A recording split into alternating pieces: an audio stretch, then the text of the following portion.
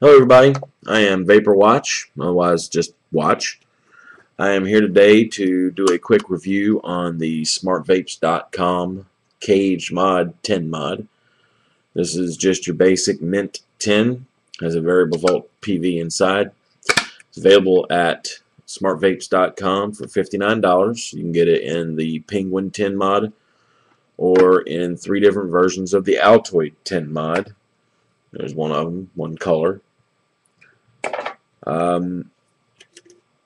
I've had this one for about a month, and just like I will do with any device that I plan on reviewing, I have thoroughly tested this one. You can see it's banged up on the edges there. I've brought it to work with me every day. Basically, this is one of my everyday mods, so I've thoroughly tested it. This runs on two 18650s. These are AWIMR 18650s, and I am using these because, as of today, it's the safest way to do it. This is a super efficient device here. What you've got is a device that is 93% efficient. I believe that's the correct number. If it's not, it's very, very close. What that means to you is that if you set this thing for 4.5 volts, and you have an 8-volt start, which is what you would start at with fresh batteries, you're not wasting 3.5 volts. You're going to maintain those 3.5 volts inside the device, or close to the 3.5 volts. Basically, it just gives you longer battery life. So I really like that feature. Also, you're going to notice that the atomizer connector is riding out like that, or it's protruding. Now, that is done specifically so that you can use it with a drip shield. And this is one of the drip shields available on smartvapes.com. It's their 4-hole drip shield. I believe it's $6.25. It's a great deal. $6.50, $7, something like that. They're a great deal. Now,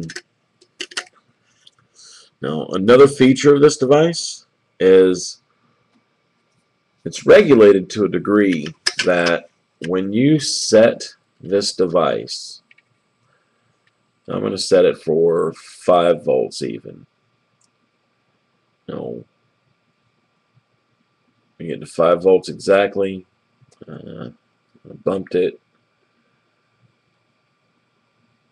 Now, the pot here is extremely sensitive, so it doesn't take much to change the voltage. It's the one thing that I found that I didn't absolutely love about this device, is that it's so sensitive. It's kind of hard to get dialed into that right voltage. But other than that, everything is perfect.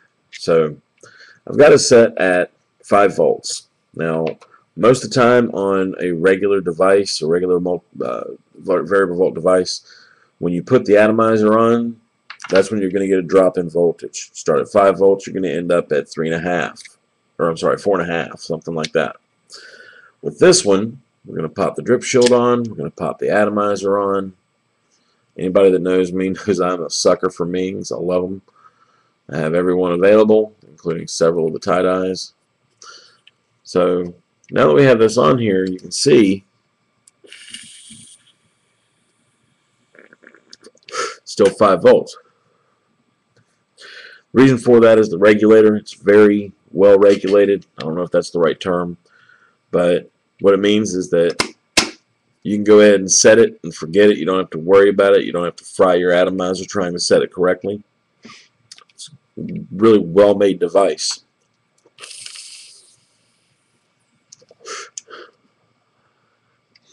Now, let's say I decide that's not quite hot enough. I can back the atomizer back out a little bit more. Push the button, and I can raise it. We're going to go to 5.4. There we go. And screw it back in just to show you.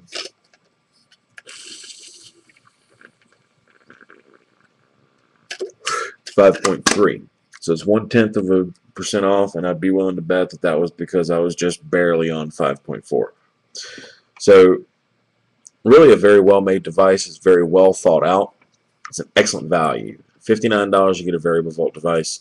You really can't beat it. So check it out at smartvapes.com, and you'll go under mods and caged mods to find it. So until the next time, I want y'all to have fun vaping and keep on rocking.